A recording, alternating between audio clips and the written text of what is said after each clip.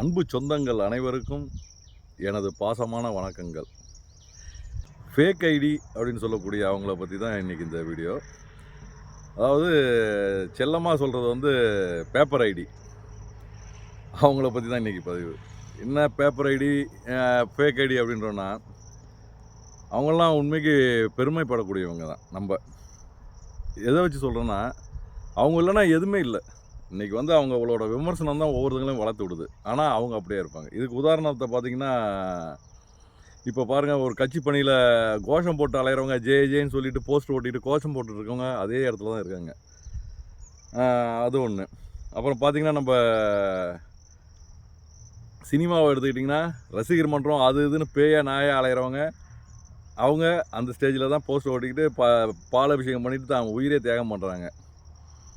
அந்த வகையில் பார்த்திங்கன்னா, நம்ம டீச்சர்ஸ் வாத்தியார் அவங்களாம் இருக்காங்கள்ல, அவங்க பாருங்கள், அவங்க இருக்கிற இடம் அங்கே தான். ஆனால் அவங்கள்ட்ட படிக்கிற ஸ்டூடெண்ட் ஒவ்வொருத்தவங்களும் ஹை லெவலில் நம்ம போயிட்டுருக்கோம். இதேமாரி தாங்க இந்த பேப்பர் ஐடி, ஃபேக் ஐடின்னு சொல்கிறவங்களாம். அவங்க அதே இடத்துல தான் பயணிக்கிறாங்க. ஆனால் அவங்கள வச்சு வளர்கிறவங்க எல்லாருமே யூடியூபர்ஸ். அவங்க எந்த நிறுவனத்தை வந்து தப்பாக நடக்குது அதுன்னு அவங்க எதை வந்து நெகட்டிவ், அதாவது அந்த கம்பெனிக்கு எதிரானா அது நெகட்டிவாக அவங்களுக்கு இருக்கும். ஆனால் அவங்க தரப்பில் அது பாசிட்டிவாக அவங்களுக்கு இருக்கும். அதேமாரி தான் இந்த இது நெகட்டிவ் பாசிட்டிவ்ன்றதுக்கு என்ன ஒரு வித்தியாசம்னா, ஒரு கோடு தான் வித்தியாசம். இந்த கோடுக்கு அந்தாண்ட இருந்து பார்க்கும்போது அவங்களுக்கு அது தப்பாக தெரியும், அவங்க அந்த கோட்டிலேருந்து இந்தாண்ட பார்க்கும்போது இவங்கள தப்பாக தெரியும். ஆமத்தில் யாருக்குமே எதுவுமே சரியாக இது தப்பாகவே தெரியுமா ஒழிஞ்சு சரியாக தெரியாது. அதில் பயணிக்கிறவங்களுக்கு தான் அதில் உள்ளது என்னன்றது தெரியும். மேலோட்டமாக பார்க்குறது தெரியாது. இதில் நான் என்ன சொல்ல வரேன்னா, இப்போ இவங்க இருக்காங்கள்ல, இவங்க பேசுகிற விதம் எல்லாமே எனக்கு ரொம்ப பிடிச்சிருக்கு. இந்த ஃபேக் ஐடி, பேப்பர் ஐடின்றவங்க. ஏன்னா ஒவ்வொருத்தங்களையும் வாழ வைக்கிறது அவங்க தான். இன்றைக்கி பார்த்திங்கன்னா, டிஆர்பி ஏற்றி விட்றதுலேருந்து ஒரு டிவி சேனலாக இருந்தாலும் சரி, யூடியூப் சேனலாக இருந்தாலும் சரி, இது ஆரம்பித்தது வந்து பார்த்திங்கன்னா நம்ம ஜிபி முத்து அவங்களுக்கு தான். டிக்டாக்ல ஆரம்பித்தது இந்த இது. அவர் இன்றைக்கி பாருங்கள் உச்சத்தில் இருக்கார். இன்றைக்கி கழுவி ஊற்றுனவங்க கழுவி ஊற்றின இடத்துல தான் இருக்காங்க. இவங்கள்ட்ட பிடிக்காத ஒரு விஷயம், பிடிச்ச விஷயம் பல விஷயம். பிடிக்காத விஷயம்னா அந்த ஒத்தப்பட வார்த்தை இருக்குது பாருங்கள், அதை கொஞ்சம் யூஸ் பண்ணுறாங்க. அதை மட்டும் யூஸ் பண்ணாமல் இருந்தீங்கன்னா ரொம்ப மகிழ்ச்சியாக இருக்கும். ஏன்னா நம்ம குடும்பத்து பொண்ணுங்க மாதிரி தான் எல்லாருமே. தாய், தந்தை, தங்கச்சி, அண்ணன், தம்பி, அக்கா, பொண்ணு அப்படின்ட்டு நிறைய பேர் வந்து நம்ம கமெண்ட்ஸை படிப்பாங்க. நீங்கள் எழுதுறது வரைக்கும் சத்தியமாக முக்கியத்துவமே உங்களுக்கு தான் கொடுப்பாங்க. அதில் அந்த பேட் வேர்ட்ஸ் மட்டும் ரிஜெக்ட் பண்ணிவிட்டு மற்றபடி அடிங்க உங்கள் பாட்டுக்கு, தப்பே கிடையாது. ஏன்னா பிறரை வாழ வைத்து ரசிக்கிறவங்க நீங்கள் தான்.